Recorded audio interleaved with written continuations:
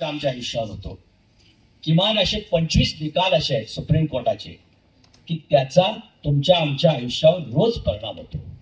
25 तर तुम्हाला आज सांगणं शक्य नाही, पण 2 निकाल मात्र मी निश्चित सांगेन.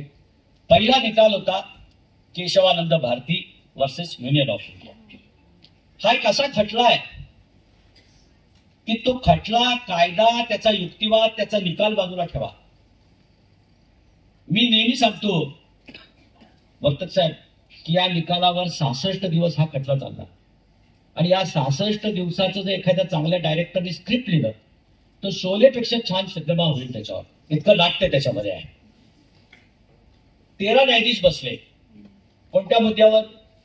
की संविधान झालं, संविधानामध्ये बदल करता येईल का नाही, संविधानाची दुरुस्ती होईल का नाही होईल.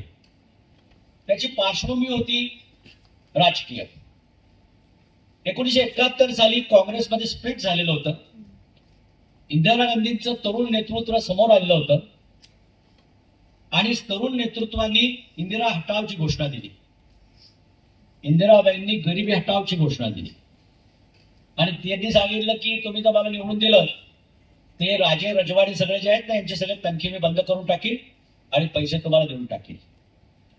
दुसरी त्यांनी घोषणा केली ज्या बँका आहेत त्या सावकारांच्या बँका झालेल्या आहेत त्या सगळ्या बँकांचं मी राष्ट्रीयकरण करीन आणि जनतेला ते पैसे देईल.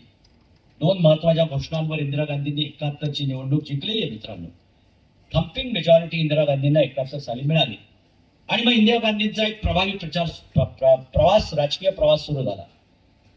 त्या राजकीय प्रवासामध्ये त्यांचा हेतू निश्चित असा होता की एक समाजवादी धर्मनिरपेक्ष राष्ट्राची आपण खंबीर निर्मिती करूया आणि पहिला निकाल घेतला तनखेबंद, राजे रजवाड्यांचे तनखेबंद. प्रकरण गेलं सुप्रीम कोर्टात. सुप्रीम कोर्टाने सांगितले की कॉन्स्टिट्यूशनच्या अमुक अमुक तरतुदीप्रमाणे हा तुमचा निकाल कॉन्स्टिट्यूशनला धरून नाहीये, तो असंविधानिक आहे, निकाल रद्द. दुसरा त्यांनी निर्णय घेतला बँकांचं राष्ट्रीयकरण. ते प्रकरण पुन्हा गेलं सुप्रीम कोर्टात आणि सुप्रीम कोर्टामध्ये पुन्हा त्यांनी सांगितलं की हा तुमचा जो काही निकाल आहे तो कॉन्स्टिट्यूशनच्या अमुक अमुक तरतुदीला धरून नाहीये, तो निकाल तुमचा रद्द.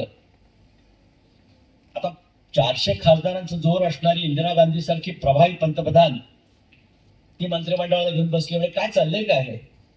आपण एक निर्णय घेतो जनतेच्या हितेचे, सुप्रीम कोर्ट म्हणतो हे रद्द, आपण दुसरा घेतो ते म्हणतो ते रद्द.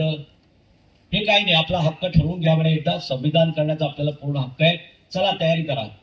त्याच्या आधी 9 जजेसचा एक खटला झालेला होता ज्यामध्ये संविधानामध्ये बदल करता येणार नाही, पार्लमेंटला बदल करता येणार नाही असा निकाल झालेला, दुरुस्ती करता येणार नाही. त्यामुळे त्या निकालाच्या वर बसायचं तर त्यावेळेस 15 न्यायाधीश होते सुप्रीम कोर्टात. 13 न्यायाधीशांचं बेंच बसलं. 13 जजेस, हायएस्ट बेंच एव्हर. आतापर्यंत देशामध्ये सगळ्यात जास्त न्यायाधीश बसलेलं बेंच खटला जो चालला तो केशवानंद भारतीचा खटला चालला. 13 न्यायाधीश बसले. ते नसले नाही, त्याच्यातले अनेक सरकारनं बसवले. पॅकिंग ऑफ द कोर्ट्स अशी संकल्पना त्यावेळी जिवंत झाली. याला हा हेमवती बहुगुणाचा व्यायी आहे, याला नेमा, हा सरकारच्या बाजूने त्याला नेमा, असं करत करत 13 न्यायाधीशांचं ते खटला तो सुरू झाला. नानी पालखीवाला वकील असेल तो नसेल, ज्याला कोणाला लोकशाहीचा एक अभिमान या देशाला ठेवायचा आहे त्यांनी या माणसाला एकदा वंदन केलंच पाहिजे, बॅरिस्टर नानी पालखीवाला. त्यांनी युक्तिवादाला सुरुवात केली. समोर सिरवई, एक फार मोठं नाव, सिरवई नावाचा एक मोठा वकील सरकारतर्फे आणि नानी पालखीवाला केशवानंद भारती या महाराजातर्फे. मुद्दा असा होता की संविधानामध्ये दुरुस्ती सरकारला करता येईल का, संविधान बदलता येईल का. आपण सगळेजण आज वाचतो संविधान बदलू, संविधान बदलणार नाही, संविधानामध्ये असा बदल करू, आम्ही करू देणार नाही, हे सामाजिक गोष्ट आपण बघतो. त्या सगळ्याचा विचार या खटल्यामध्ये झालेला आहे आणि खटल्यामधल्या एक एक एक एक घडामोडी खूप काही होत गेल्या, त्या आज सगळ्या सांगत नाही. परंतु निकालाचा दिवस आला. 6 न्यायाधीश म्हणाले सरकारला कोणताही बदल करता येईल सरकारच्या बाजूने. 6 न्यायाधीश म्हणाले सरकारला कोणताही बदल करता येणार नाही, संविधानामध्ये या दस्तऐवजामध्ये कोणताही बदल करता येणार नाही. 6 वर्सेस 6 12 न्यायाधीश झाले, आता एक न्यायाधीश उरला 13वा. तो न्यायाधीश